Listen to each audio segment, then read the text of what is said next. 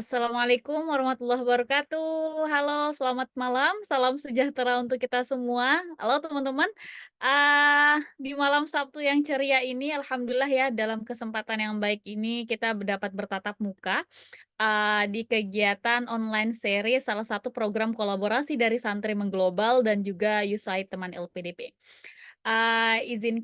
Nanti sebelum saya memulai, izinkan saya memperkenalkan diri. Halo, nama saya Fajri Zulia Ramdhani, Koordinator Bidang Pendidikan dan Penerbitan di Santrim Global, yang juga nantinya akan, ya, eee, menjadi moderator pada kesempatan malam hari ini.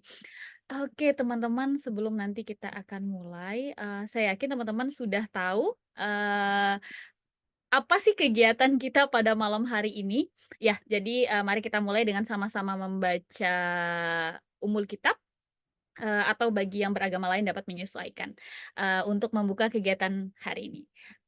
Ala hadhihi niyah al-Fatihah.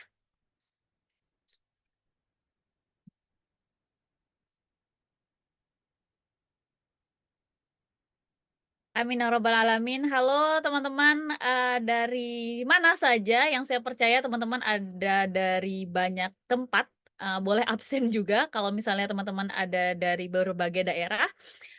Selamat datang di online series keempat, tips sukses dapatkan beasiswa MOSMA dan IISMA ke Amerika. Saya yakin sebenarnya teman-teman yang join program hari ini sudah tahu apa sih MOSMA dan IISMA, karena saya yakin ini adalah salah satu ketertarikan apalagi buat teman-teman yang saat ini sedang studi di S1 dan, S2. Oke, ada dari Jakarta hadir, ada selain Jakarta nggak teman-teman? Oke, oke, Win Malang. Halo, Win Malang. Oke, Malang. Ya, siap Malang. Selain Malang ada lagi? Oh, Mbak Win Bandung, oke, Surabaya, Palembang, Pekanbaru, oke. Ada yang sama kayak saya nggak dari Bali? Oke, dari PT IKI Jakarta, Jogja. Oke, Win Palembang, Lampung, Win Ciputat, oke, IAIN pun oke oke. Oke, selamat datang teman-teman ya, Win Lampung, Wali Songo dan sebagainya. Selamat datang di online series keempat Santri Mengglobal dan You Saya Teman LPDP, yang merupakan sebuah ikhtiar dari kita semua untuk, barangkali bisa memotivasi juga menjadi wasilah teman-teman untuk studi ke luar negeri. Kita hari ini akan dibersamai dengan Kak Sonya Sevi Nandia, Kak Muhammad Hilmi Azkia, dan Kak Kresna Syahhardianto. Tapi sebelum nanti saya menyapa kakak-kakak itu, izinkan saya juga memperkenalkan teman-teman, tentang Santri Mengglobal. Barangkali ada teman-teman yang belum pernah dengar Santri Mengglobal atau barangkali di kesempatan hari ini baru dapat bergabung, jadi Santri Mengglobal teman-teman adalah yayasan, yang bergerak di bidang pendidikan sosial keagamaan, dengan visi besar, membantu lebih banyak lagi santri atau siapa saja untuk dapat, studi ke luar negeri. Dan hari ini bersama dengan saya teman LPDP kita berikhtiar teman-teman untuk menghadirkan informasi, mentoring dan juga banyak hal lainnya, sehingga teman-teman dapat meraih mimpinya, salah satunya adalah untuk studi atau barangkali short course atau sejenisnya, ke Amerika. Dan hari ini, di kesempatan ini kita sudah bersamai oleh 3 kakak-kakak hebat yang sudah, melenggang buana ya, ke negeri Amerika sana. Nanti kita akan dengar cerita, dan juga tips dan triknya untuk, mendapatkan beasiswa tersebut. Nah, sebelumnya teman-teman, online series keempat hari ini adalah salah satu rangkaian dari banyaknya serangkaian kegiatan yang diselenggarakan Santri Mengglobal atas kerjasama dengan USAID Teman LPDP. Di antaranya yang akan datang, ada beberapa program ya, di antaranya yang akan datang nanti selain juga kegiatan info dan sharing session terkait dengan, beasiswa MOSMA dan ISMA ke Amerika, kita juga akan ada sesi How to Win, BIB LPDP, Scholarship to Study in the US. Ya, jadi teman-teman yang mungkin akan studi ke US, studi gelar ya, kalau misalnya hari ini teman-teman non gelar, kita akan belajar tentang MOSMA dan ISMA, mungkin barangkali teman-teman akan ada yang melanjutkan studi S2, S3, atau bahkan S1, dengan beasiswa yang diselenggarakan oleh pemerintah Indonesia, bisa bergabung pada sesi kelima. Kemudian nanti pada tanggal 11 Mei teman-teman akan diselenggarakan Santri Mengglobal dan USAID Teman LPDP Fest yang akan diselenggarakan di Amerika. Nanti teman-teman bisa bergabung untuk informasi lebih lanjut di Instagram Santri Mengglobal. Baik, saya tidak akan berlama-lama karena saya yakin teman-teman tidak tidak mau mendengar saya lama-lama ngobrol. Saya undang, boleh nanti dibantu oleh, co-host ya, saya undang Kakak Sonya Sevinandia, Kakak Muhammad Hilmi Azkia, dan Kak Kresna Syahardianto untuk hadir di tengah-tengah kita. Assalamualaikum, boleh dibantu nggak Kak untuk di... Iya, halo Kak Hilmi. Assalamualaikum Kak Hilmi, Kak Kresna.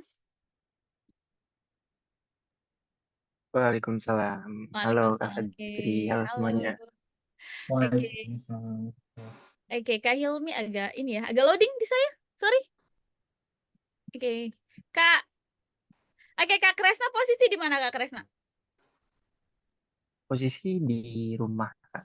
Aman. Di rumah. Rumahnya di mana tuh? Rumahnya di Tangerang.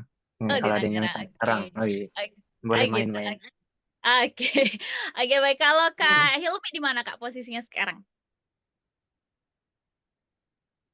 Sekarang di Ciputat sih, soalnya ngekos juga di UIN Jakarta. Oke, di Jakarta. Baik. Nanti Kak, saya mungkin akan meminta bergantian ya untuk menjawab beberapa pertanyaan dan juga untuk sharing. Kebetulan kita kenalan dulu deh. Kalau misalnya teman-teman sudah membaca profil singkat Kak Hilmi dan juga Kak Kresna terkait dengan studinya kemarin dengan Mosma, boleh dong kenalan dari Kak Hilmi deh dulu. Boleh kenalan dulu deh Kak Hilmi. Silahkan. Oke, boleh. Selamat malam teman-teman. Kenalin, aku Muhammad Hilmi Azkia, asalnya dari UIN Syarif Hidayatullah Jakarta. Kebetulan jurusannya dari ekonomi pembangunan, dan tahun lalu alhamdulillah diberi kesempatan buat ikut student mobility melalui program MOSMA di RIT. RIT itu Rochester Institute of Technology, lokasinya di State New York di Amerika Serikat. Oke, terima kasih Kak Hilmi. Boleh Kak Kresna kenalan dulu.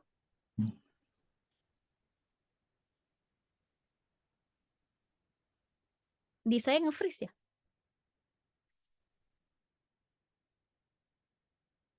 Oke, Kak Kresna. Oke, masih nge-freeze. Oke, baik. Oke, sambil kita nunggu Kak Kresna kembali dan nanti juga kita menunggu Kak. Oke, Kak Sonya juga. Kak Hilmi, apa itu MOSMA Kak Hilmi? Boleh diceritakan nggak sebelum nanti ke teman-teman? Iya. Singkatnya sih, MOSMA itu ISMA-nya versi Kemenak ya. Jadi program non-degree di mana mahasiswa di bawah naungan Kementerian Agama ataupun kampus yang bekerja sama dengan Kementerian Agama itu bisa melakukan program pertukaran pelajar ke kampus luar negeri selama 1 semester, dan itu dijamin 20 kredit atau 20 SKS akan ditransfer ke kampus asalnya. Jadi kita nggak perlu ngulang semester lagi. Oke, ya singkatnya IISMA versi Kementerian Ya, Agama ya, karena iya, karena IISMA sudah cukup terlebih duluan dibanding program MOSMA ini. Program MOSMA ini baru 2023 ya, Kak Hilmi ya, baru 2023 ada, dan alhamdulillah sebagai angkatan pertama ya Kak Hilmi sudah dapat kesempatan untuk ke RIT ya. Ya, Oke, mungkin teman-teman nanti ada yang kepoin soal MOSMA atau ada yang ingin bertanya soal MOSMA dan sebagainya, bisa nanti juga chat di kolom komentar ya untuk kita bacakan satu persatu. Baik, apa aja sih Kak, boleh diceritakan nggak? Kalau misalnya tadi ada transfer kredit, kemudian kita kenalan dulu tentang beasiswanya. Apa saja sih persyaratannya kalau setahu Kak Hilmi yang kemarin dilakukan? ya. Untuk persyaratannya sendiri, barangkali lebih lengkapnya bisa teman-teman cari di website MOSMA-nya ya, di website Beasiswa Indonesia Bangkit. Tapi beberapa poin persyaratan yang pengen aku highlight itu, pertama, mahasiswa aktif semester 4 atau semester 6 pada saat pendaftaran. Jadi pendaftarannya bakal dibuka sekitar semester genap gitu. Dan pastinya dari perguruan tinggi keagamaan di bawah Kementerian Agama ataupun kampus yang bekerja sama dengan Kementerian Agama.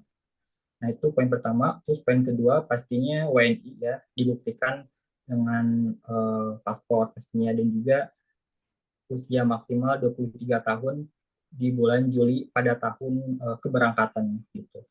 Jadi kalau lebih dari 23 tahun saat daftar itu nggak bisa daftar MOSMA.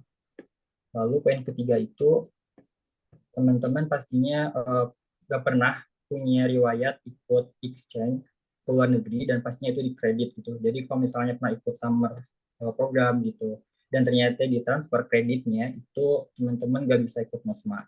Kemudian juga pastinya teman-teman nggak pernah ambil cuti dan terakhir itu teman-teman punya skor bahasa, sertifikat bahasa. Kalau misalnya ke English speaking country itu ada TOEFL ITP, ada IELTS, terus ada Duolingo English Test atau DET ya kenalannya. Untuk poin lengkapnya, berapa minimum skor masing-masing IPT itu ada di website resminya. Adapun kalau teman-teman pengen ke Arabic speaking country, itu bisa ambil TOEFL atau TOEFL-nya bahasa Arab gitu. Oke. Oke, sebelum nanti saya ini boleh kenalan Kak Kresna sudah kembali? Halo, Kak Kresna? Oke, masih trouble di saya masih freeze. Di Kak Hilmi gimana? Kak Kresna freeze nggak? Iya. Ya, Oke, gitu. sepertinya belum ini. Baik, jadi teman-teman MOSMA itu sebenarnya tidak terbatas kepada perguruan tinggi yang berada di English speaking countries ya. Bukan hanya terbatas pada Amerika, tapi juga ada banyak sekali negara lain yang menjadi mitra Kementerian Agama untuk penyelenggaraan MOSMA. Jadi tadi sudah diceritakan tuh ada beberapa persyaratan yang sebenarnya harus disiapkan. Salah satunya adalah teman-teman adalah mahasiswa aktif di S1 ya Kak ya. Eh, minimal semester 4, sorry, di semester 4 atau semester 6. Nah, ya. Ya, jadi teman-teman yang mungkin belum di semester 4, masih semester 1 hari ini bisa mungkin bersiap nanti untuk di tahun berikutnya, atau mungkin yang sudah lewat sepertinya tidak masuk kategori ya Kak ya, untuk Ya, semester 8 ya misalnya. Udah gak iya. bisa pasti. Iya, jadi Emosma ini adalah salah satu implementasi dari program MBKM Ya, betul. yang menjadi salah satu salah satu cara melakukan MBKM yang ada di perguruan tinggi keagamaan. Jadi kalau teman-teman kebetulan kuliahnya di UIN, ya IAIN, ya atau kemudian perguruan tinggi keagamaan seperti perguruan tinggi Kristen, Hindu dan sebagainya bisa bergabung di program MOSMA. Tapi kalau misalnya teman-teman saat ini sedang studi di perguruan tinggi umum, bisa nanti akan kita tanya-tanya Kak Sonia terkait IISMA. Baik, kemudian boleh nggak sih Kak diceritakan, Kakak tadi sorry, ekonomi pembangunan ya Iya, kuliahnya ya? Apa yang dipelajari di RIT Kak? di RIT kebetulan ambil 5 course. Oke, apa saja? Uniknya ya ini sebelumnya. Jadi salah satu objektif atau tujuan dari program MOSMA itu kita belajar field atau bidang antar disiplin gitu. Jadi gak cuman kita belajar satu field doang gitu. Kemarin aku dari 5 course itu sekitar 2 course itu tentang ekonomi, 2 course tentang bisnis, dan 1 course itu politics. Jadi tiga yang non-linear ini di luar field ekonomi ini emang field yang cukup aku interested juga gitu. Dan dengan MOSMA ini alhamdulillah diberi kesempatan buat bisa belajar matkul yang di UIN itu gak ada. Akhirnya dapat kesempatan di US belajar langsung gitu. Nah, Oke. course-nya itu ada ekonomi, natural resource economics, terus ada behavioral economics, yang Mhm. bisnisnya ada applied entrepreneurship, terus ada circular entrepreneurship, terus yang politiknya Oke. ada public policy. Oh, oke, menarik ya. Jadi, di MOSMA ini Kakak bisa ngambil course, bisa ngambil mata kuliah, bisa ngambil subjek yang, berbeda sekali Ya, dengan, betul. linearitas, program studi yang saat ini ditempuh. Baik, saya ke Kak Kresna. Halo Kak Kresna, sudah bergabung. Halo Oke, lagi, aduh, maaf ya, iya tidak ada masalah tinggal di nggak Tangerang. masalah. Nggak Kalau masalah hujan dong. begini, Oh, oke, nggak masalah nggak masalah. iya. Boleh Kak Kresna kenalan dulu dong, kenalan dulu dengan teman-teman yang ada di Zoom, silahkan. Oke, baik. Halo semuanya, teman-teman. Perkenalkan, nama aku Kresna Chardianto. Untuk saat ini aku eh, berkuliah di UIN Syarif Hidayatullah Jakarta juga di jurusan agribisnis. Dan waktu aku mendapatkan beasiswa MUSMA, itu aku lagi di semester 4 ya, betul. Aku daftar di semester 4 gitu. Jadi ketika aku ngejalanin MOSMA itu di US itu aku semester 5 gitu. Itu Oke. sih dari aku. Oke, Kak Kresna. Sorry tadi jurusannya apa, Kak? Maaf. Nggak Agribisnis, agribisnis. pertanian, ya, Oke, ekonomi luar pertanian. biasa. Oke, karena tadi sudah dibahas sama, Kak Hilmi terkait dengan apa itu MOSMA dan sebagainya, saya mau tanya, Kak, sebagai anak agribisnis, apa yang dipelajari di Buffalo State University? Aduh, itu itu unik sih Kak sebenarnya. Oke. Journey MOSMA saya itu unik sebenarnya karena awalnya itu saya itu dapat lulus itu sudah dapat LOA itu di kampus yang memang linear dengan jurusan saya di UIN agribisnis dia ada pertaniannya. Nah, tapi qadarullah H-2 berangkat pokoknya saya positif TBC gitu yang diputuskan hampir tidak bisa berangkat gitu. Hampir tidak bisa berangkat itu udah H-2 gitu. Terus ya kira ya udah saya juga nggak bisa ngapa-ngapain kan gitu. Terus pas sudah hari haknya berangkat teman-teman saya berangkat ya saya masih di rumah gitu saya masih di rumah. Nah habis itu pas kloter keberangkatan Buffalo University itu tiba-tiba H-2-nya juga saya dikabarin Mas insya Allah Anda bisa berangkat gitu tapi dipindahin. Nah tanpa pikir panjang ya udahlah oke gitu. Nah usutnya usut ternyata Buffalo State University itu adalah kampus spesialisasi pendidikan kebetulan. Jadi nggak ada pertanyaannya teman-teman. Nah, jadi kalau misalnya kalian suka ada pertanyaan gini, kalau misalnya program semacam ISMA atau sekarang MOSMA, apakah harus linear dengan jurusan? Jawabannya enggak sama sekali ya teman-teman. Soalnya ternyata di pengalaman pribadi saya pun itu aku pun dipilihin prodinya. Course-nya dipilihin sama mereka dan prodi juga dipilihin.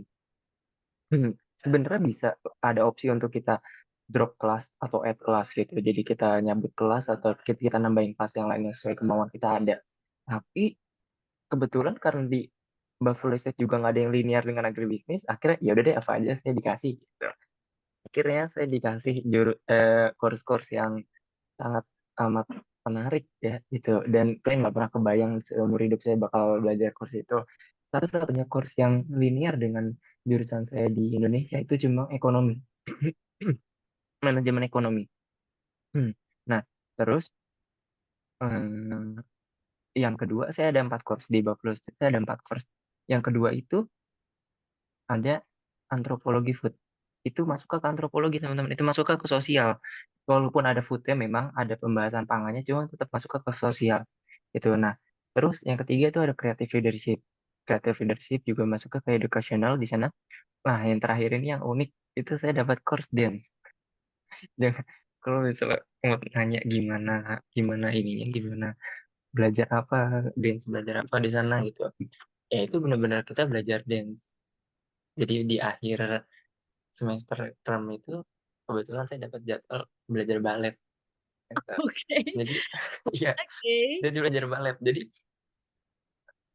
apa ya? Ya udah deh ambil hikmahnya aja seenggaknya perenggangan lah gitu. Jadi itu ya mungkin teman-teman ya salah satu insight jadi kalau misalnya ngambil program kayak seperti ini tuh kita benar-benar dibebasin semuanya gitu. Terserah kita mau mengambil itu jurusan apa, mau ambil course apa walaupun tidak linear gitu. Emang kita ya emang disuruh explore aja gitu semangat itu. Itu sih kan review singkat dari aku apa yang terjadi dengan Kresna selama di Buffalo. Oke, terima kasih Kak Kresna, luar biasa ya. Jadi, ada hal-hal yang sangat tidak terduga, dalam keberangkatan. Apalagi memang Kak Kresna, Kak Hilmi ini angkatan pertama, untuk keberangkatan, MOSMA ya, sebagai pilot ya, kegiatan, MOSMA, yang diselenggarakan oleh Kementerian Agama. Baik, eee, sebelum nanti teman-teman boleh juga bertanya lebih lanjut terkait, pengalaman, Kak Hilmi dan Kak Kresna. Apakah Kak Sonya sudah ada, admin? Oke oke kita lanjut, baik, pertanyaan selanjutnya saya akan mulai dulu dari Kak Hilmi. Apa yang berbeda, mungkin cara belajar apa sih yang sangat signifikan berbeda ketika teman-teman, study selama 1 semester di US dengan ketika teman-teman belajar atau kuliah secara reguler di Indonesia? Dari Kak Helmi dulu. Apa sih yang sangat signifikan deh? Signifikan banget tuh yang pertama pasti kredit ya. Jadi Hmm. sistem kredit di sana tuh 3 SKS itu enggak dalam satu kali duduk, satu hari pertemuan gitu. Jadi dipecah bisa sampai 2 atau 3 pertemuan per minggu. Jadi kita lebih intens ketemu dosennya dan juga pastinya study load-nya lebih banyak juga gitu. Meskipun seminggu tuh cuman 2,5 jam gitu in total, tapi dengan adanya 2 kali sampai 3 kali pertemuan untuk matko yang sama tuh jadinya apa ya, ada preparation time yang lebih lama yang harus kita spend dulu gitu. Kalau misalnya satu pertemuan tuh di hari Rabu sama hari Senin, berarti sebelum kelas tuh kita ekspektasinya udah baca sekian bacaan gitu. Jadi ada pre-reading gitu. Itu yang apa ya, satu hal study culture gitu yang common di US, yang di Indonesia tuh belum apa ya, kayaknya belum normalize gitu, belum dinormalisasikan.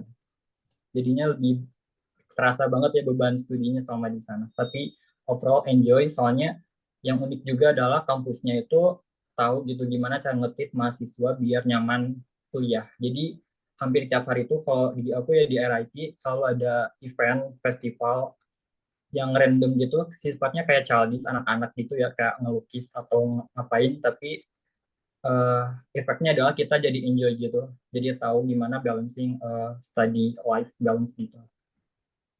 Oh, wow, menarik ya. Kalau Kak Kresna apakah sama? Mirip nggak sistem belajarnya itu yang dalam satu Kurang, course itu ada 2-3 kali pertemuan dalam 1 minggu? iya benar. Kurang lebih sama, Kak. Kurang lebih sama. Bahkan cenderung apa ya? Cenderung lebih sedikit kalau di aku ya. Cenderung lebih sedikit yang 3 SKS. Kebanyakan memang yang 2 atau di bawahnya gitu. Bahkan yang 1 SKS pun banyak gitu. Jadi aku satu yang 3 SKS itu dance. Dan itu pun walaupun satu hari dalam 2,5 jam itu dibagi 2 sesi. Jadi sesi pertama itu kita di kelas belajar teori. Nah sesi kedua itu kita turun ke dance floor gitu. Jadi itu kita prakteknya di situ. Itu sih Kak, kalau dari aku. Kalau ngomongin masalah SKS ya. Cuma kalau misalnya untuk hal signifikan lainnya pasti banyak juga yang beda sama yang di Indo gitu. Apa tuh contohnya tuh? Wow. Contohnya kalau dari aku, tadi kurang lebih sama sih kayak Helmi gitu. Jadi kayak kalau dari kampusnya sendiri, ini aku ngomongin in terms of kampusnya sendiri. Kalau dari kampusnya sendiri, mereka itu nge-provide macam-macam event yang kayak tadi kayak Helmi bilang tuh, maksudnya bener-bener event apapun tuh dimasukin tanpa mandang, ini terlalu untuk anak kecil atau ini cuma buang-buang uang atau have fun doang gitu, enggak. Tapi mereka tuh benar-benar kita hampir tiap minggu itu ada. Bahkan di sana itu di aku tuh ada aplikasinya khusus ngelis event. Jadi Oh, tiap hari oke. tuh ada event gitu. Nah, nah bener ya kalian ya di sana juga ya Ya, di daerah itu ya ada aplikasinya. Nah, kan iya bener kan. Jadi kayaknya rata-rata di sana setiap kampus tuh punya aplikasi yang khusus untuk ngelis event. Jadi nanti kita bisa nge-reserve, kita bisa ngelihat event apa yang ada di minggu itu, bahkan di bulan itu, bahkan di tahun depan gitu. Nah, terus kita bisa nge-reserve. Dan nanti kalau kita udah reserve, kita dapat notifnya kalau misalnya event itu udah deket-deket nih gitu atau pas hari H itu. Jadi saking mereka tuh mungkin apa ya, mereka juga ingin memberikan eh, pengalaman lain kepada mahasiswa tuh di luar akademik gitu, di luar akademik. ya, Dan mereka juga nggak melupakan yang namanya work hard, play hard lah ya gitu ya kalau kata orang-orang mah gitu. Jadi kita dikasih apa-apa gitu. Kebetulan kalau di Buffalo itu sendiri banyak partinya. Party yang official diselenggarakan oleh kampus itu. Party bener-bener party itu kalau di Buffalo. Itu kalau dari kampus. Paling kalau yang terbesar lainnya tuh dari hmm, dosen sih ya gitu. Kalau dari tenaga pengajar itu juga beda banget. Pokoknya kalau di sana tuh mungkin kami juga akan setuju, mungkin kami juga ngerasain sendiri ya kalau di sana tuh suportif banget, khusus on Ilaru, khusus ya. on ke kita mahasiswa-mahasiswa internasional itu eh, apa? Mereka tahu kita ini mahasiswa internasional, mereka tahu kita ini bukan di sini alamnya gitu, bukan di sini tempat tinggalnya. Mereka akan sangat suportif gitu. Mereka nggak akan yang kayak nggak bisa bahasa Inggris, aneh dah aksennya gitu, nggak bakal. Mereka justru yang hal yang aku salut adalah dari segi hal sekecil pengucapan nama. Hal sekecil pengucapan nama itu mereka tuh pasti akan confirm 2 kali ke kita kalau absen. Ini kita misalnya Kresna, misalnya panggilnya Kresna gitu. Terus mereka nanya, "Am I wrong?" gitu. "Salah nggak sih nyebut namanya? Coba kalau salah yang bener gimana dong?" Mereka tuh bener-bener kayak mereka nggak mau misspell nama kita gitu. Itu di situ sih salah satunya. Jadi mereka bener-bener nge-appreciate kita banget, mereka bener-bener suportif banget. Jadi buat temen-temen kalau misalnya mikir nanti kalau keluar negeri gimana gitu, pasti kan beda ya walaupun bisa bahasa Inggris di sini, giliran kita ke luar negeri langsung pasti beda. Itu tenang aja, mereka di sana orangnya sangat suportif, sangat solutif gitu. Di saat kita kelihatan kebingungan, itu bukan kita yang approach mereka, cuma mereka udah tahu duluan nih kalau kita kebingungan. Kita langsung yang didatengin kayak, "Kamu bingung ya?" gitu. "Saya jam segini, hari ini kosong di kantor, datang aja, ayo kita tutor." Gitu. Jadi mereka yang ngedatengin kita gitu. Jadi Oke. bener-bener dari mereka ngeliatnya tuh dari assignment kita gitu. Jadi kalau kelihatan kita bingung langsung disamperin. Itu sih paling salah Oke. duanya, hal Oke. signifikan. Oke. Menarik ya, maksudnya, biasanya kalau misalnya mungkin kesannya kalau studi keluar berarti yang kita butuhkan tadi, membaca lebih banyak. Ternyata juga, bermain juga kita ada kesempatan bermain dengan banyak ya. Dengan Bener kesempatan bener. Posma dengan studi ke US itu tidak hanya membaca lebih banyak untuk pre-kelas tapi juga, bermain lebih banyak. Sebelum saya nanti, membahas detail terkait dengan Mosma karena saya yakin banyak teman-teman yang ingin tahu tips dan triksnya Mosma, saya ingin tahu karena tadi banyak event, yang diselenggarakan, apa yang paling berkesan? Satu deh, Kak Helmi, apa? Event apa yang paling berkesan? Bukan event-nya, mungkin lebih ke klub ya, Mbak, barangkali. Oke, Kalau apa itu? yang paling berkesan tuh, jadi ada komunitas namanya No Voice Zone. No Voice Zone itu Oke. kita tiap hari Rabu malam itu kumpul dengan mahasiswa yang tuli ataupun mahasiswa dengar tuh kita Oke. bareng-bareng belajar ISL atau American Sign Language. Itu tuh bahasa isyarat ya. Yang menariknya adalah karena kita lebih bisa aware gitu selain inklusivitas di US kayak gimana, terus juga belajar ISL tuh ternyata menarik juga gitu. Soalnya kalau di kampus aku sendiri memang hampir banyak gitu mahasiswa tulinya, jadi kita udah biasa banget gitu pemandangan-pemandangan orang-orang ngobrol pakai bahasa isyarat di tempat umum gitu. Wow, iya, Gitu. aduh, menarik menarik menarik banget. Kadang-kadang memang, mungkin kita di Indonesia belum terlalu aware ya, Iya, dengan, inklusi, dengan kemudian memberikan kesempatan yang sama dan setara dengan teman-teman yang disabilitas, maka ini jadi kesempatan yang bagus sekali. Pasti Kak Helmi pulang ke Indonesia punya pandangan yang berbeda juga ya, dengan teman-teman yang disabilitas, ya nggak Kak Helmi? ya betul banget. Luar biasa. Kalau Kak Lebih banyak Kresna relate gitu akhirnya. gimana? Lebih Gimana? banyak akhirnya paham gitu dan relate gitu kondisi mereka tuh dan tantangan yang mereka hadapi itu di apa ya, di lingkungan yang belum bisa inklusif buat mereka tuh kayak gimana rasanya gitu. Oke, dan semoga kita sama-sama bisa mewujudkan ya, karena, teman-teman, sekali lagi eee, teman-teman yang disabilitas itu juga bagian dari kita, yang memang juga harus kita support. Dan semoga tadi ceritanya Kak Helmi, kalau teman-teman ke US kemudian juga akan menemukan klub-klub seperti itu, semoga nanti bisa ketika kembali Indonesia bisa sama-sama untuk, menjadikan kita yang lebih inklusi. Baik, kalau Kak Kresna gimana Kak Kresna? Duh tadi kok pas, Kak Jeri nanyain event apa sih di sana yang paling berkesan, tuh aku langsung mikir, apa ya, soalnya banyak banget event-nya kan gitu, apa yang paling berkesan. Nah, sayangnya di Buffalo ini FYI juga nih buat Kak Hilmi nih, buat tetangga, kampus tetangga. Iya FYI, aku sama Kak Hilmi tuh tetangga, kita cuma 2 jam bedanya sebenarnya gitu, cuma aku nggak pernah mampir karena sibuk mikirin UTS, UAS gitu. Kita cuma 2 jam, kita bener-bener tetangga. Nah, kalau di Buffalo sendiri itu lebih ke apa ya karakteristiknya, party animal banget sih mahasiswanya.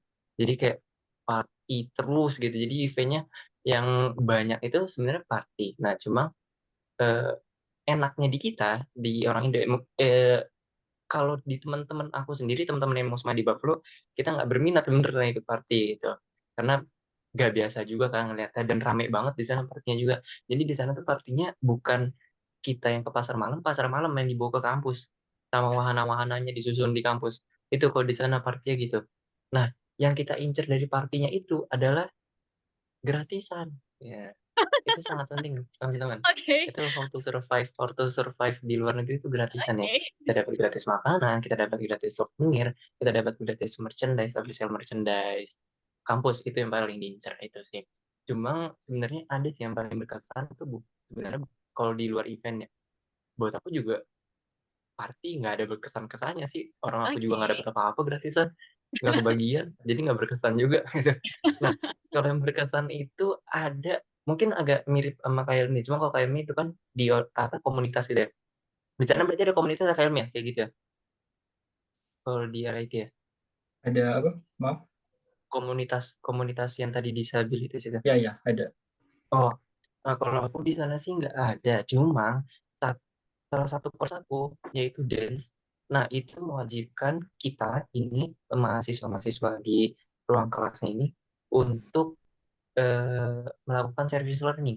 Jadi kita mengajari anak-anak yang mempunyai kekurangan juga, either itu kekurangan fisik atau kekurangan mental, apapun itu kita ajarin sesuatu, kita ajarin gerak, kita ajarin lari, kita ajarin apa. Nah, eee, kebodohan yang saya lakukan adalah waktu itu saya nggak tahu kalau misalnya service learning ini, targetnya, pesertanya adalah, anak-anak yang memiliki kekurangan tersebut. Saya sudah merencanakan ini, apa yang mau saya ajarin ya, yang saya ajarin silat. Makanya nah iya, terus kayak, "Duh salah." Ya udah dilanjutin aja karena saya udah nggak nyiapin apa-apa lagi gitu. Yang saya siapin silat, ya udah saya lanjutin akhirnya ya udah kayak saya sekedar jelasin silat itu ini loh, terus kayak saya nyontohin gerakannya, terus saya ngasih tahu filosofinya. Kayak gini buat apa sih? Kenapa sih kita harus gini? Gitu. Jadi itu sih sebenarnya mirip-mirip dengan Kak Hilmi. Jadi kayak di sana itu kita dipaksa untuk melakukan service learning, kita dipaksa untuk sosialisasi, bahkan sosialisasinya dengan orang-orang yang belum tentu kita bersosialisasi di Indonesia. Gitu. Jadi kita bersosialisasi dengan orang-orang spesial seperti itu, dan itu Mhm. membawa kesan sangat baik. Ya, seperti itu. Baik. Walaupun salah, bahasanya kayak salah topik lah ya mengajarinya gitu. Kebodohan saya itu maaf, maaf betul. Oke. Gitu. Oke, luar biasa ya. Jadi ada banyak hal menarik ya teman-teman yang sebenarnya dapat kita dengarkan dari Kak Helmi sama, Kak Kresna terkait dengan, mereka studi di US dan saya yakin ada banyak sekali hal yang ingin mereka sampaikan. Sebelumnya saya ucapkan terima kasih, Pak Karl dari US Embassy tadi sudah berkenan hadir, tapi sudah berkenan hadir di Zoom meeting kita pada, malam hari ini. Terima kasih banyak. Kemudian pertanyaan selanjutnya, apa saja sih oke kita karena sudah kita udah kenalan atau kita udah mendengarkan hal-hal yang menarik ketika studi di US dan saya yakin setidaknya teman-teman minimal mulai kebayang nih, oh nanti kalau misalnya ikut program MOSMA atau IISMA mungkin teman-teman yang di PTU bisa kebayang akan melakukan apa dan akan seperti apa sih kegiatannya di sana. Boleh nggak, mungkin dari Kak Kresna dulu, seleksi. Jadi ketika program MOSMA apa saja seleksinya, dan kemudian, bagaimana, Kak Kresna menyiapkan, untuk mendapatkan beasiswa MOSMA? Boleh dari Kak Kresna dulu. Oke, kalau dari aku sih, eee, ini based on yang aku alami ya waktu pas proses seleksi itu. Kebetulan waktu itu aku mau sama batch pertama, waktu itu seleksinya itu full hanya administrasi, seleksi berkas, Mhm. administrasi kayak tadi sudah dikasih tahu Kak Hilmi di awal ya gitu, ada TOEFL, ada surat rekomendasi, surat aktif mahasiswa segala macam, berikut dengan peraturan-peraturan yang harus dipenuhi kayak belum pernah ikut exchange yang dikonversi ke SKS dan lainnya gitu. Mhm. Yang pertama itu seleksi administrasi, lalu setelah itu lolos, kita langsung interview. Itu, kurang Oke. lebih itu sih. Jadi, pure bisa dibilang, satu-satunya tes yang harus kita lakukan adalah itu, tes sertifikasi bahasa. Itu antara TOEFL, eee, Duolingo atau apa, IELTS, gitu. Terus kalau ini lanjut ke ini Kak, apa, langsung aku kasih tahu ini, trik-triknya gitu, Apa? mas aku gitu Boleh gimana. boleh boleh, nanti Langsung aku langsung oh nanti boleh, boleh. heeh. Nah, eee, kebetulan waktu itu,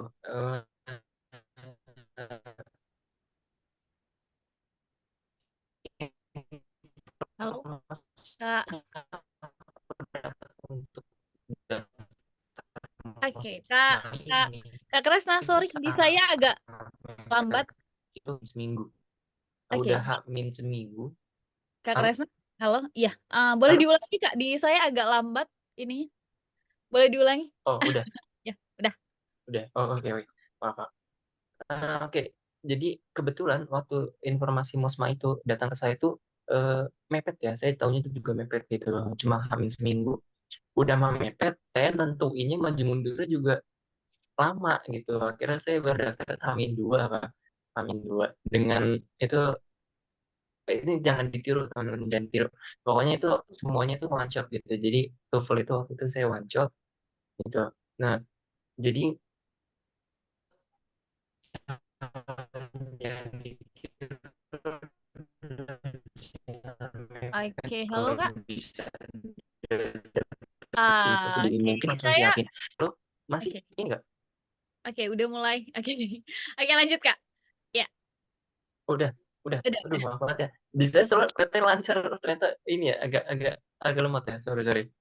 Nah, intinya kalau mau menyiapkan itu jangan mepet teman-teman karena banyak banget berkas yang disiapin gitu. Dan advantage ya kalau kalian nggak nyiapin mepet adalah nanti kalian bisa ngulang tes TOEFL lagi kalau misal kalian merasa skor kalian kurang memuaskan atau belum dapat ke yang nilai minimum. Itu kalian bisa ngulang lagi karena tes TOEFL itu nggak bisa kalian tes sekarang keluar hasilnya tesnya nggak memuaskan kalian besok langsung tes lagi nggak bisa itu dijeda biasanya seminggu atau berapa lama gitu itu dijeda saya ya udahlah udah berpasrah daripada Allah aja waktu itu udah one shot kan karena udah nggak mungkin ada pengulangan gitu dan biasanya tes TOEFL itu ada jadwal sendiri teman-teman gitu jadi kapan ada slot kosongnya ada itu jadi itu pokoknya jangan sampai mepet lah gitu dan banyakin aja ngelihat tutor di YouTube YouTube itu banyak kok udah banyak gitu nah terus dari habis itu kalau misalnya untuk interview itu kalian bener-bener siapin dulu maksudnya why-nya kalian gitu loh maksudnya kenapa kalian bener-bener pengen ikut ini gitu disertai juga bumbu-bumbunya kayak apa sih alasan kalian harus ke negara ini apa sih alasan kalian memilih universitas ini itu harus kuat teman-teman gitu. Jadi kalau bisa kalian research-nya matang banget tuh, research negara, research masjid gitu. FYI dulu itu saya itu tujuannya tuh Rhode Island. Nah, di USA juga itu Rhode Island, Rhode Island University. Salah satu yang saya riset apa? Eh, tempat ibadah. Salah satu yang saya riset gitu. Jadi nanti pas di interview itu bisa menjadi poin tambah saya gitu bahwa saya nggak tahu ya kalau di interviewer pede aja gitu pede biar dibilang bagus aja gitu saya mungkin interviewer melihat saya kayak wah ini anak researchnya udah detail sampai ke tempat-tempat ibadah gitu jadi kalau bisa sedetail itu gitu sedetail itu pede aja lah gitu mau research apa kayak misalnya kalian mau research apa ada yang mau kalian teliti dan kebetulan ada di situ nah itu kalian naikin kayak gitu gitu tuh harus harus dikuatin lah teman-teman itu dan mungkin dari aku segitu aja sih. Nah, untuk nanti Mosma selanjutnya atau untuk yang ISMA, mungkin yang ISMA udah tahu ya dan udah biasa kalau misalnya ISMA itu ada bagian esainya gitu. Nah, kalau misalnya Mosma mungkin di batch kedua ini kemungkinan ada esai aku juga belum tahu juga gitu. Mungkin nanti akan hubungi lagi atau diinformasikan lagi. Kalau misalnya kalian mau tahu kalau misalnya belebet sorry. Kalau misalnya kalian mau tahu info lebih lanjut, nah nanti tanggal 11 juga kita ada acara gitu, bisa tanya di sana. Nah, itu kalian bisa tahu lebih langsung gitu, lebih lanjut apakah ada esai ada apa kalau misalnya ada esai kalian perlu yang namanya nyiapin esai perlu proofreading dari alumni alumni gitu kira-kira alumni alumni yang udah pernah keluar negeri yang udah pernah kemana-mana gitu ini cocok nggak esainya bagus nggak gitu kalian juga perlu namanya mock up interview gitu jadi simulasi interview interview biar nggak kaku-kaku amat gitu teman-teman pada dari aku sih itu sih kawan cerita dari aku.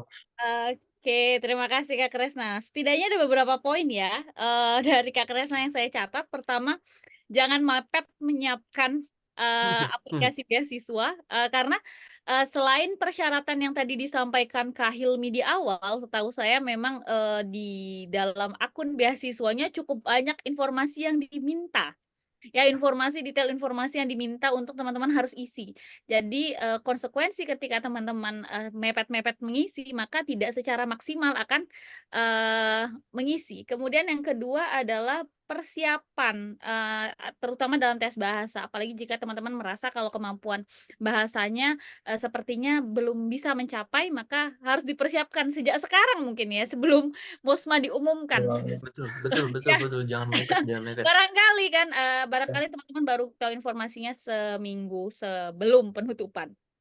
Kemudian tadi ada beberapa ya, hal-hal yang perlu dipersiapkan ketika wawancara mulai dari, motivasi ya, alasan teman-teman kenapa memilih negara A dengan dengan kampus A, ya misalnya dengan kampus B misalnya kenapa memilih itu, kemudian riset beberapa hal detail terkait, dan juga ya meyakinkan pewawancara terkait kemampuan teman-teman. Oke, Kak Hilmi gimana kalau dari Kak Hilmi?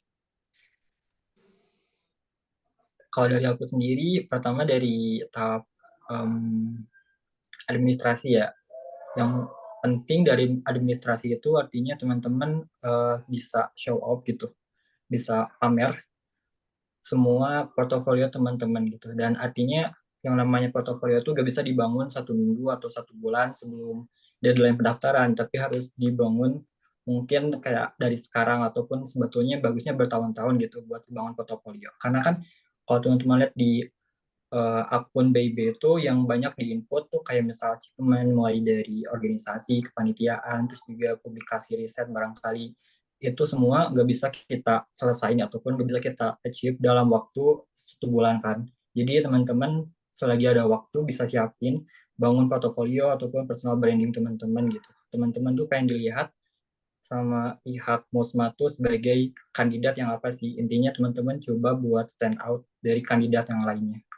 Itu sih kalau buat administrasi. Terus kalau buat interview, pastinya aku pengen mention 4 poin yang barangkali aku sadar gitu. Apa yang dicari dari interviewer, dari kandidat-kandidat MOSMA. Yang pertama tuh pastinya potensi akademik. Karena kita di negara tujuan tuh study load-nya bisa beda banget dari di Indonesia.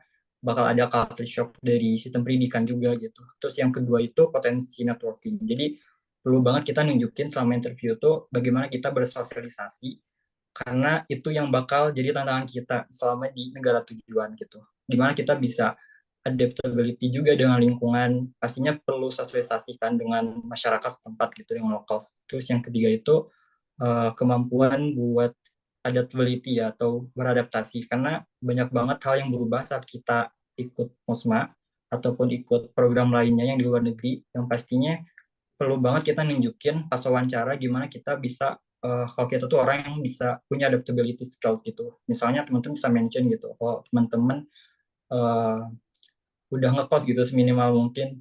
Karena ngekos itu artinya teman-teman bisa pergi, bisa tinggal pisah rumah ataupun jauh dari keluarganya, teman-teman punya kemampuan adaptability skill. Terus poin keempat itu potensi buat berkembang atau willingness to learn. Jadi sebetulnya dari program MOSMA tuh teman-teman perlu tunjukin juga pas wawancara kalau teman-teman punya komitmen buat kembali ke Indonesia dengan berbagai ekspektasi ataupun value yang teman-teman bawa dari negara tujuannya nanti. Tunjukin aja komitmen kalau teman-teman bakal bisa achieve something ataupun share something pas teman-teman balik ke Indonesia. Jadi 4 poin itu yang menurut aku penting banget buat kita show off-in ataupun tunjukin selama wawancara gitu. Oke, luar biasa Kak Helmi. Ya, wow, ini cukup detail dan, sangat poin ya, teman-teman. Jadi ada 2 hal, karena memang ketika MOSMA di tahun 2023, seleksinya hanya ada 2, ya, satu seleksi administrasi yang otomatis teman-teman harus menyiapkan berkas administrasi sebaik mungkin. Ya jelas ya, terutama di kemampuan bahasa. Karena saya yakin kalau teman-teman tidak bisa menunjukkan kemampuan teman-teman di apalagi terhadap bahasa, maka poin-poin tadi, menjadi, ya tidak bisa. Jadi makanya penting sekali ya Kak Helmi ya, Kak Kresna ya. Ya, Jadi harus mulai Mhm, mempersiapkan, ya bahasa lah ya, minimal nonton ya YouTube lah minimal ya. banget bahasa.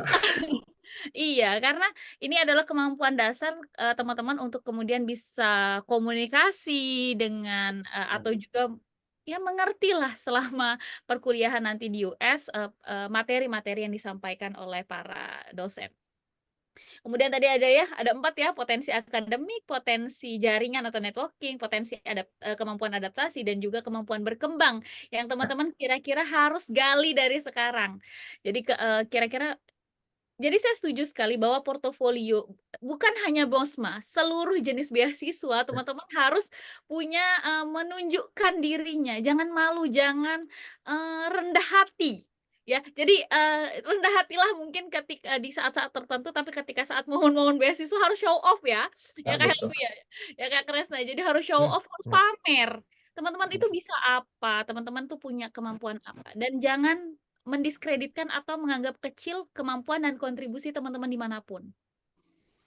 Ya, jadi, tadi ada dijelaskan tuh, jadi selain informasi pribadi, ya, ada juga informasi keluarga ya, Kak Helmi, kemudian ada juga informasi Ya, detail seperti, tadi, prestasi, betul. organisasi, ya, kemudian research dan publikasi barangkali untuk yang S2 dan S3. Kalau mungkin S1 mungkin sudah ada yang punya riset dan ini sangat menarik Iya, mungkin sekali. Iya. sudah ada yang Kalau ada bisa bisnis banget cinta sih. cinta Iya, gitu. Kalau ada bisa banget itu nilai iya. plus. Dan itu Oke. pasti stand out banget sih dari kandidat yang lain. Kalau punya pernah publish riset Benar-benar. gitu, publish artikel.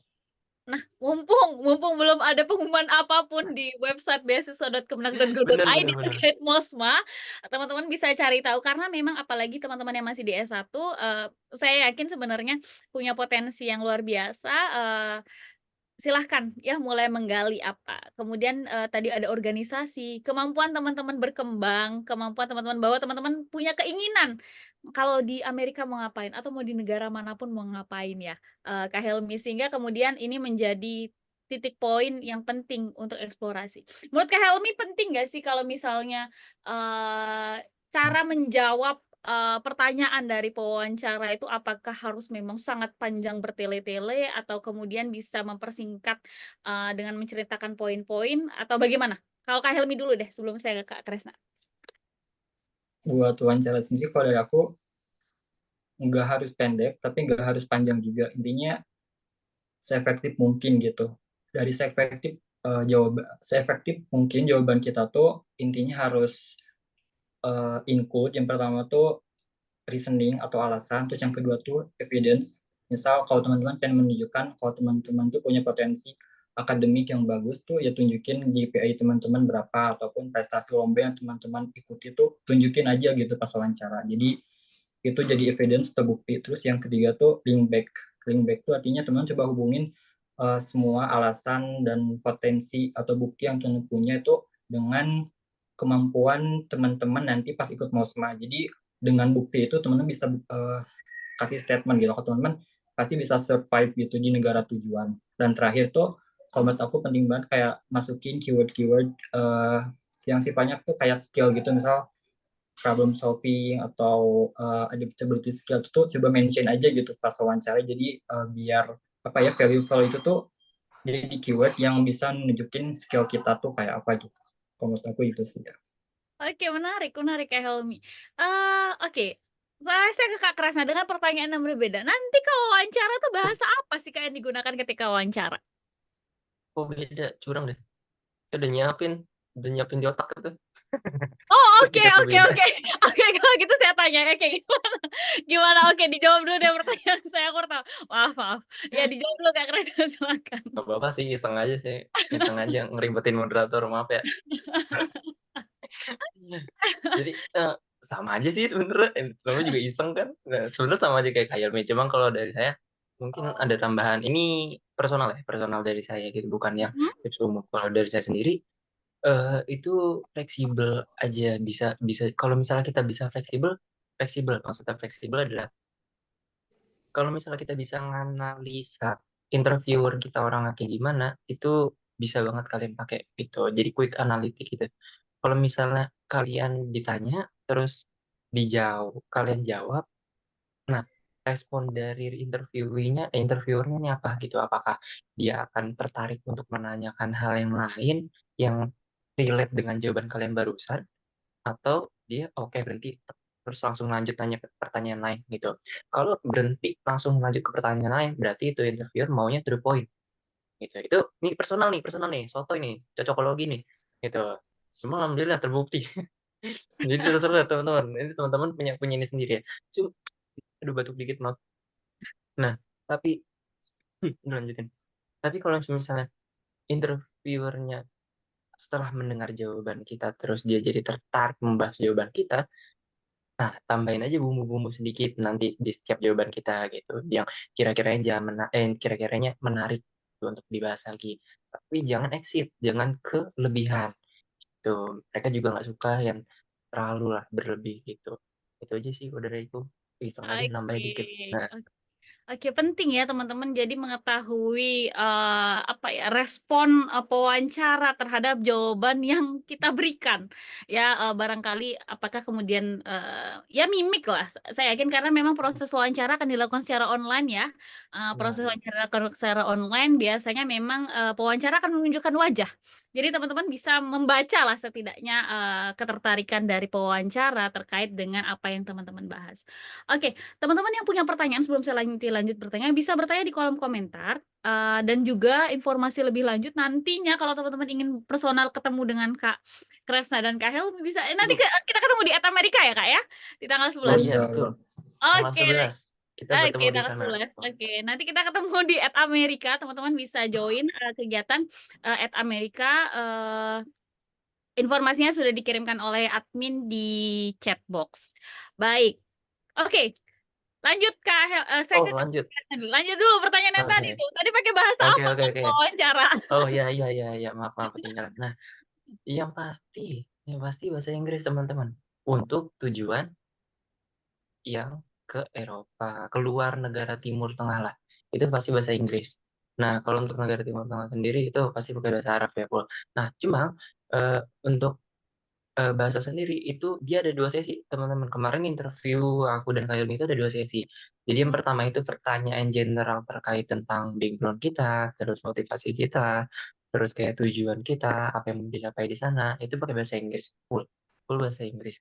Nah, sesi kedua itu bahasa Indonesia. Nah, yang pertanyaan bahasa Indonesia itu adalah pertanyaan terkait dengan nasionalisme kita, gitu. Nasionalisme kita dan kebetulan karena kemarin itu eh, aku ikut program Mosma yang di bawah Kemenak, kebetulan aku disinggungnya pertanyaannya seputar situ, nasionalisme yang menyinggung ke situ, kayak semacam moderasi beragama, terus kayak semacam ya itulah bagaimana kita nanti menyikapi toleransi di sana gitu-gitu teman-teman.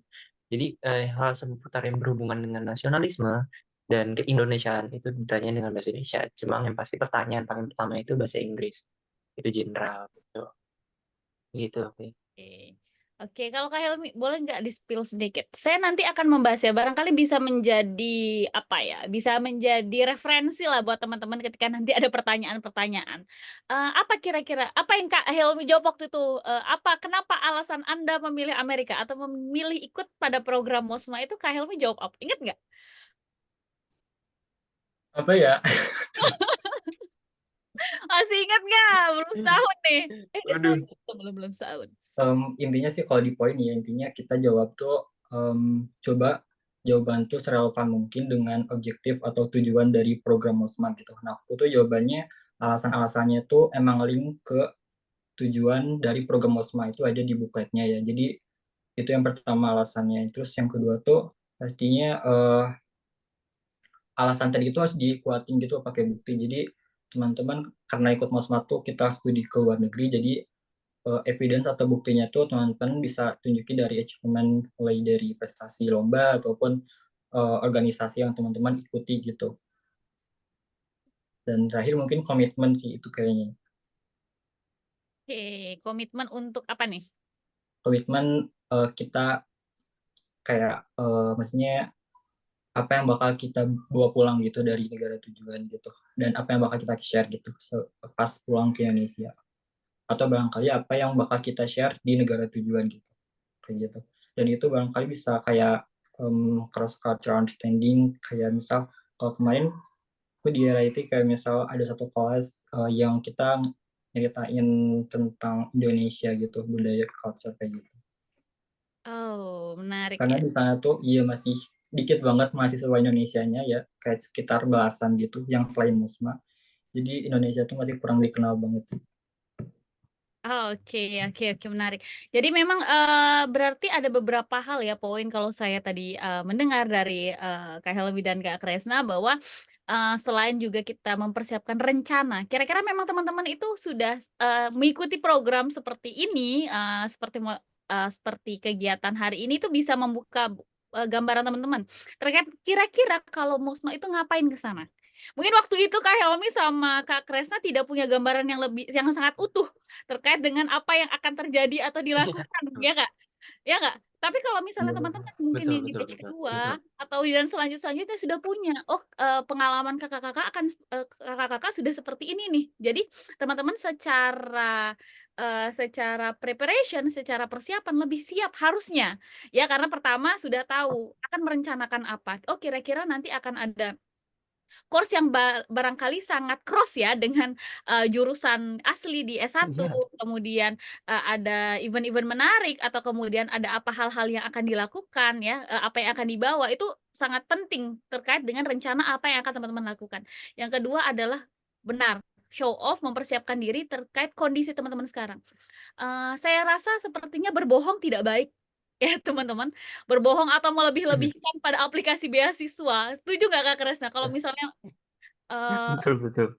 berbohong, apalagi sampai kemudian teman-teman memalsukan dokumen ya, oh jangan ya, teman-teman jangan sampai ya, jangan sampai melakukan pemalsuan dokumen ataupun melakukan pembohongan terkait dengan kompetensi teman. Be honest ya, jadi diri sendiri aja, dengan apa yang dilakukan saya yakin teman-teman semua kita tuh punya keunikan yang barangkali bisa teman-teman gali. Dan saya yakin penting untuk ketemu Kak Helmi dan Kak Kresna tanggal 11 nanti ya, sehingga teman-teman bisa tahu kira-kira potensi atau kekhasan yang teman-teman miliki untuk bisa digali dalam program Musma. Kemudian yang, tadi terakhir adalah apa yang kira-kira teman rencanakan untuk teman-teman bawa kembali. Karena saya yakin, teman-teman ketika diajak ke Amerika atau ke manapun, di negara lain, ada sesuatu yang teman-teman bawa kembali. Ya minimal ikut di Santri Mengglobal lah ya, ikut, cerita. Karena saya yakin, malam ini, 63 dari tadi di angka 60-an ya kita ya, 60 sampai 70 orang ini, setidaknya minimal hari ini sudah terbayang mau ngapain. Oh, kita akan mulai dari persiapan beasiswa atau kemudian mungkin memulai dari menghubungi Kak Helmi dan Kak Kresna di sosial media misalnya untuk bertanya lebih lanjut, dan sebagainya. Itu yang penting. Saya ada sebelum nanti teman-teman silahkan bertanya ya jika ada pertanyaan-pertanyaan penting, untuk, terkait dengan persiapan teman-teman untuk mengikuti Musma ataupun, IISMA. Oke.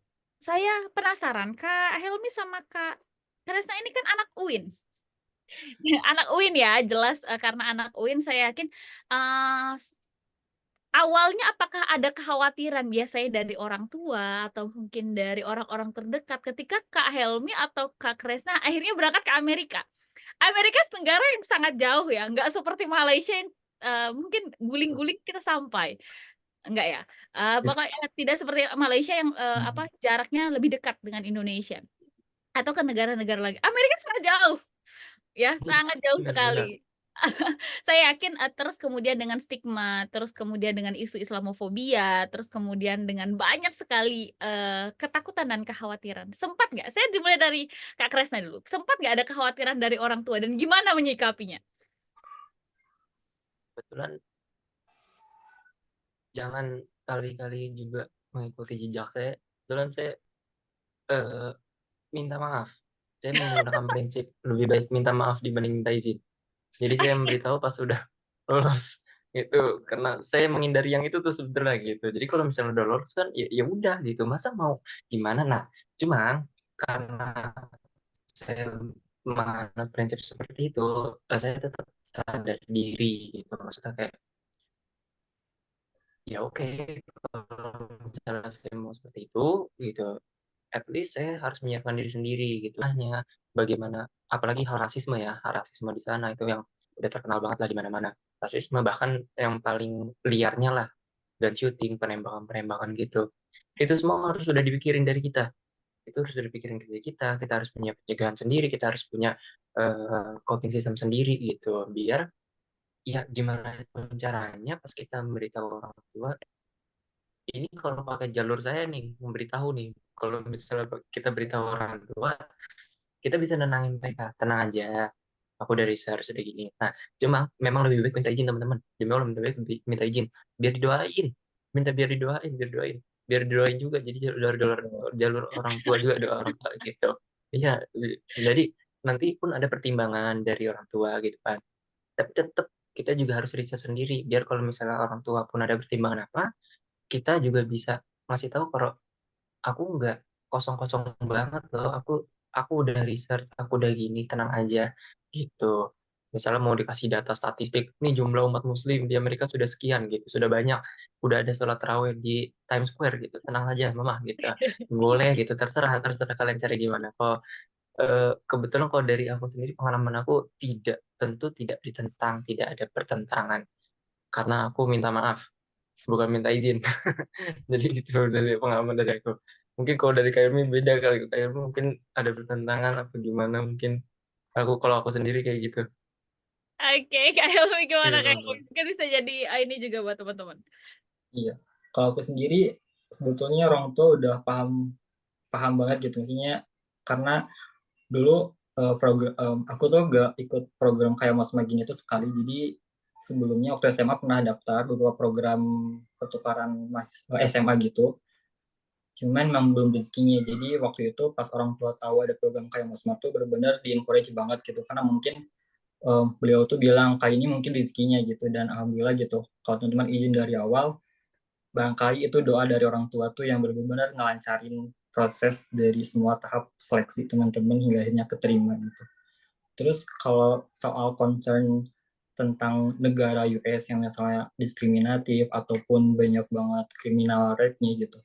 Kalau aku sendiri melihatnya dari apa ya, cost benefit analisisnya tuh, jadi terlalu banyak gitu loh manfaat yang bakal kita dapat dibanding ancaman yang barangkali mengancam kita. Jadi jujur aja ya, kalau misalnya teman-teman di lingkungan kampus tuh itu bisa bilang gitu 100% tuh bakal aman banget, soalnya ada 24 hour gitu kayak security systemnya, terus ada polisi juga di kampus. Jadi lingkungan kampus tuh lebih aman dan juga lebih inklusif dan open minded gitu orang-orangnya. Jadi kita meskipun muslim dan teman-teman yang muslimah gitu, karena kelihatan banget identitasnya, itu relatif nggak dapet kayak diskriminasi gitu. Kalaunya teman-teman di lingkungan kampus tuh benar-benar open minded gitu dengan keberagaman. Jadi itu yang bisa teman-teman mention kalau misalnya orang tua teman-teman tuh khawatir nanti di US kayak gimana. Dan barangkali bisa riset dulu nih, kampus teman-teman ada MSA-nya nggak? MSA itu Muslim Student Association, itu kayak organisasi mahasiswa muslim. Dan yang aku amati cukup banyak ya, hampir mayoritas kampus-kampus di US ada MSA-nya. Jadi artinya komunitas muslim itu terus berkembang gitu. Kalau yang aku amati ya. Oke, oke menarik ya teman-teman. Walaupun dari dua perspektif yang berbeda ya, minta izin dan minta maaf. Ya, tapi ini menarik karena memang saya yakin ini menjadi salah satu karena Kak Helmi, Kak Kresna bahwa di Santrim Global banyak sekali ya kita mendengarkan beberapa terutama dari teman-teman perempuan banyak sekali kekhawatiran dari pihak orang tua apalagi terkait dengan pilihan-pilihan studi dan saya yakin sebenarnya teman-teman mungkin bisa bertanya ya besok di tanggal 11 nanti saya lagi kembali bilang di Amerika teman-teman bisa bertanya langsung dengan mereka yang sudah pernah tinggal studi di US, bagaimana kemudian kondisi terkini dan juga terjadi di US. Selanjutnya ini ada beberapa pertanyaan. Oke,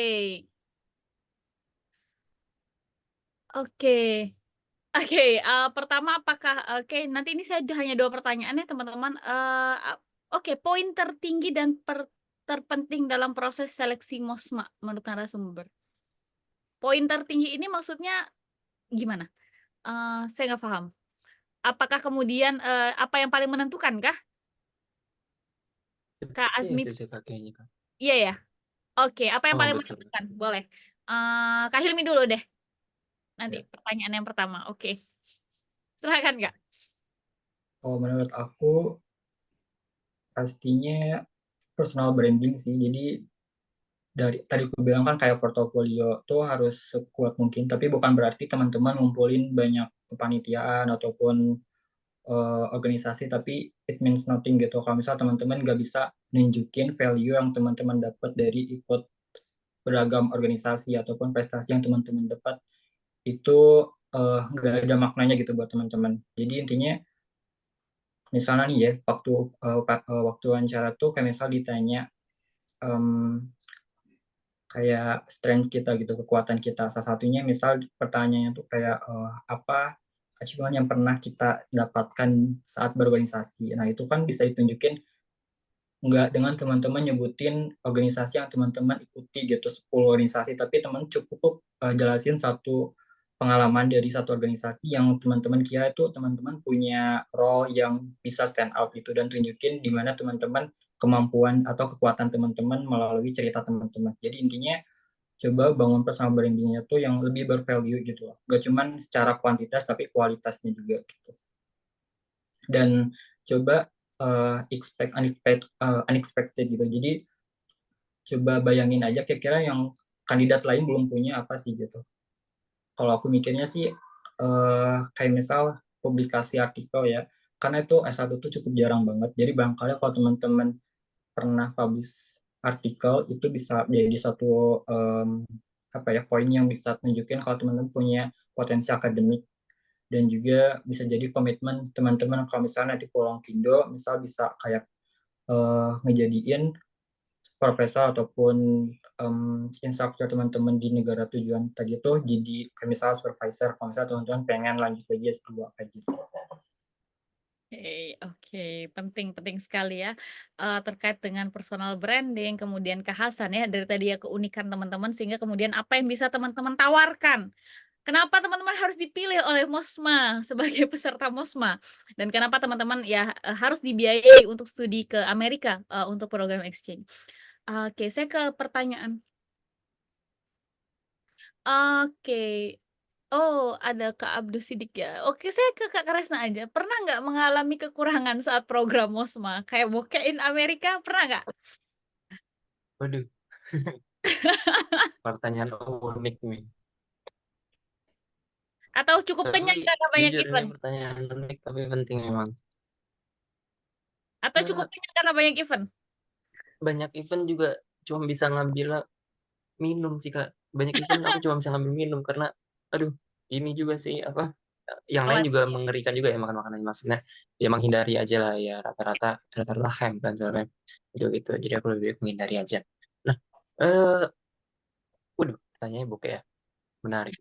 Nah, kalau misalnya pertanyaan seperti itu, eh pertanyaan sih enggak. Kalau untuk casual, hidup casual seperti biasa itu tidak ya teman-teman ya. Karena alhamdulillah kita juga udah di bahasanya apa ya, sudah di bawah Kemenak lah, sudah di bawah PDP pun kita sudah aman gitu. Eh, Dibilang cukup lebih bahkan gitu untuk hidup secara casual gitu. Maksudnya jangan yang neko-neko, jangan yang ke pub, ke kafe, nggak usah ke restoran. Satu hal yang tidak perlu dilakukan di luar negeri adalah kayak warkop-warkop gitu, kafe itu nggak perlu, itu mahal soalnya. Jadi hidup casual aja di sana. Kalau semasa hidup casual itu kita pasti aman, dan insya Allah minim lah nggak akan ngerasain dari hal-hal seperti itu. Itu. Nah, sisanya di luar kendali kita kalau misalnya nanti masalah pencairan uangnya atau gimana nya gitu. Itu di luar kendali kita kalau misalnya itu ada masalah. Cuma kita pun juga menjaga gitu, menjaga kalau misalnya takutnya ada apa-apa nih gitu, takutnya pencairannya delay atau seperti apa, kita juga harus bisa menjaga gitu. Jadi hiduplah dengan biasa saja, bukan dengan irit tapi dengan biasa, karena duitnya cukup untuk hidup dengan biasa dan tidak niko-niko gitu. Nah, contoh tadi yang Kak Helmi bilang expect the unexpected itu adalah apa teman-teman? Itu adalah contoh aku udah grocery store, aku belanja. Kebetulan waktu itu aku lagi pengen teriyaki, aku lagi pengen masak teriyaki. Aku beli, aku belilah itu sosis dan daging slice gitu. Sosis karena aku biasanya masak nasi goreng gitu kan. Nah, eh, malamnya aku beli, malamnya aku beli itu daging dan sosis. Pagi malam sebelum jam 12 tengah malam aku lapar pengen bikin, itu hilang, sosis sama daging masih baru, masih segel, itu hilang. Dia bilang seperti familiar nih momen-momen di pondok kayak gini gitu, maksudnya hilang juga. Itu nggak memungkinkan hal itu tidak terjadi, teman-teman. Jadi yang namanya kleptomaniak itu pasti ada. Orang-orang yang suka ngambil, apalagi itu konsepnya waktu itu aku di dorm dan pantry aku di lantai 10 itu pakai kulkas umum. Itu jadi siapapun bisa masukin. Akhirnya aku pakai metode santri beneran. Aku namain tuh daging, sosis. Besok aku beli lagi, beneran beli lagi besoknya paginya. Karena aku pengen banget. Pas aku tinggal mau masak lagi, hilang lagi. Terus sama jus, aku beli jus juga hilang. Itu the unexpected ya. Jadi kita harus expect yang seperti itu gitu, Mak. Jadi kenapa kita harus hidup biasa aja sampai sekiranya kita udah ada, oh udah aman nih, gitu. Baru kita bisa sedikit belanja lebih.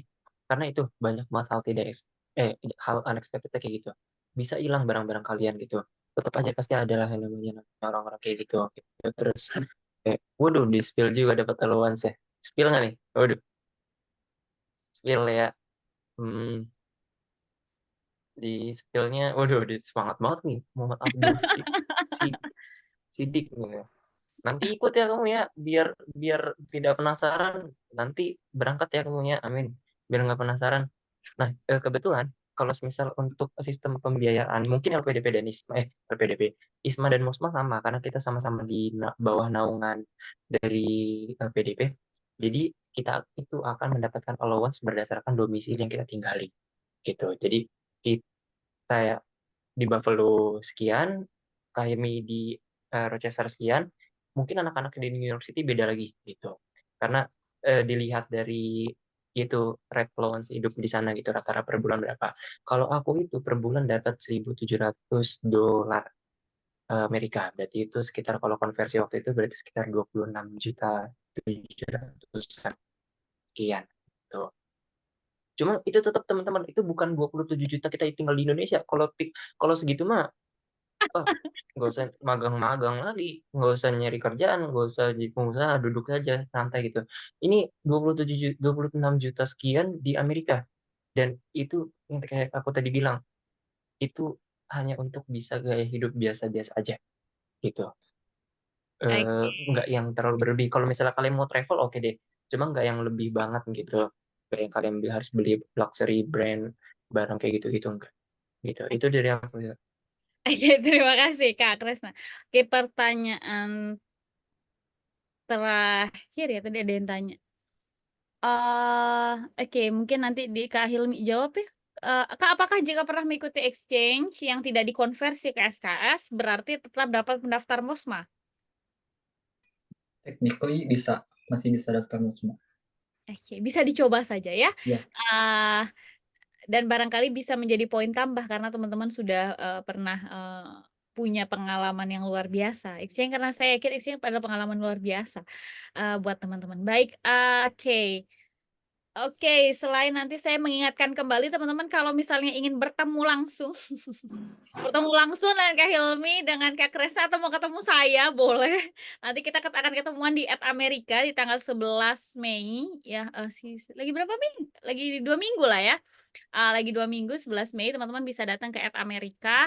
Kita akan ada banyak sekali event dan juga informasi menarik. Teman-teman bisa juga ketemu dengan di antaranya Kak Hilmi dan Kak Kresna dan ada banyak lagi hal-hal lainnya yang menarik.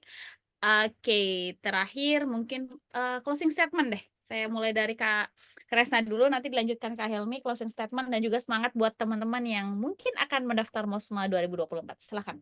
Kak Kresna dulu.